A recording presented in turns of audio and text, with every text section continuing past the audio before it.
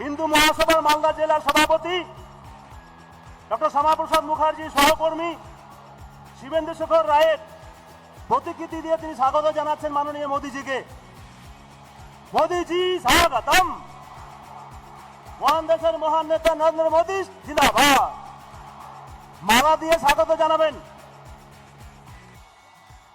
মাননীয় শ্রমিক দা, সম্মানীয় শ্রী রাজ্য সভাপতি মোদীজিকে রজনীগন্ধার মালা দিয়ে স্বাগত জানাচ্ছেন। এরপরে মোদীজিকে স্বাগত জানাবেন পশ্চিমবঙ্গ বিধানসভার বিরোধী দলনেতা লড়াকু নেতা শ্রী শুভেন্দু অধিকারী মহাশয়।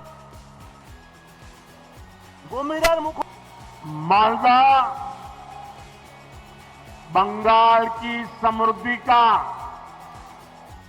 एक बड़ा केंद्र रहा है। मैं सर्वप्रथम बंगाल के महान सपूत शिवेंदु शेखर रॉय को श्रद्धापूर्वक नमन करता हूं,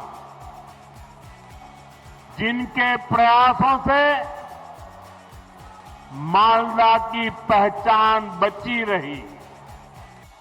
প্রধানমন্ত্রীর মালদার সভায় তার বাবাকে নিয়ে চর্চার বিষয়ে প্রতিক্রিয়া দেওয়ার ক্ষেত্রে সুখেন্দু শেখর আবেগে বাদ দিয়েছেন।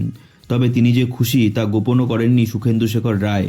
তার বক্তব্য, 78 বছর আগে আমার বাবা যে ভূমিকা পালন করেছিলেন মালদার জন্য, ওটা পশ্চিমবঙ্গ তো ছেড়ে দিন, মালদার বর্তমান প্রজন্ম শুভেন্দু শেখর রায় সেই ভূমিকার কথা জানেন না।